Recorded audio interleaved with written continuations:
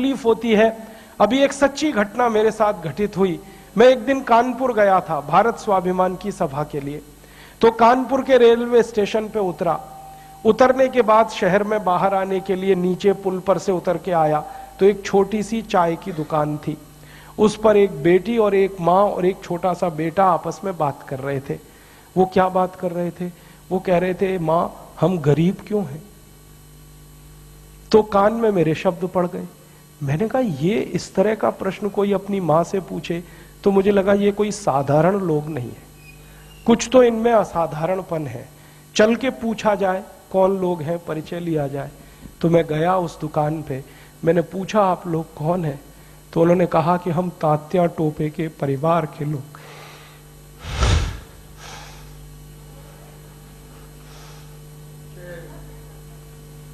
हमारे देश में तात्या टोपे के परिवार के लोगों को चाय बेचनी पड़ी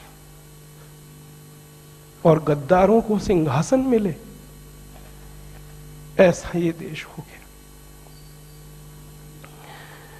जिन लोगों ने तात्या टोपे को मरवाया था वो इस देश में मुख्यमंत्री रह चुके हैं, आपको मालूम है। और एक एक राज्य के नहीं, दो दो राज्य के मुख्यमंत्री रह चुके। तात्या टोपे का गुप्त पता जिन गद्दारों ने अंग्रेजों को बताया था, उस खानदान के कई लोग इस देश में मंत्री रह चुके हैं।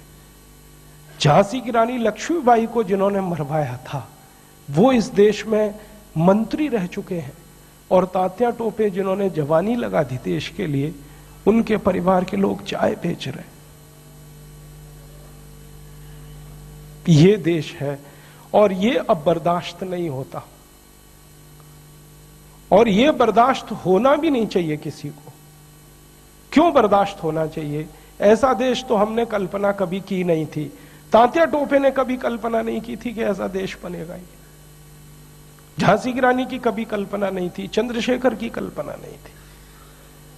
चंद्रशेखर जैसे क्रांतिवीर ने इस देश की क्या कल्पना की होगी। एक कहानी सुनाता हूं कि वो घर से भाग गए थे 13 साल की उम्र में। माता पिता बहुत गरीब थे, खाने को घर में नहीं था, घर छोड़कर भाग गए, बनारस आ गए, क्रांतिकारियों के संगठन में शामिल हो गए। और उसी संगठन ने थोड़े दिन के बाद काकोरी कांड किया था और खजाना लूटा था। तो धन आ गया, थोड़ा सा पैसा आ गया।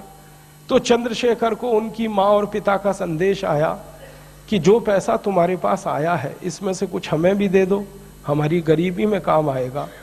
तो चंद्रशेखर अपने माता पिता के पास गए थे और एक ही उत्तर दिया था कि मेरी रिवॉल्वर में 2 गोलियां हैं, पैसे तो दे नहीं सकता,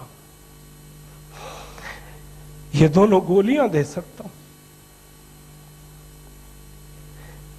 ऐसा देश चंद्रशेखर का, ऐसा देश तात्या टोपे का अब लुट रहा है।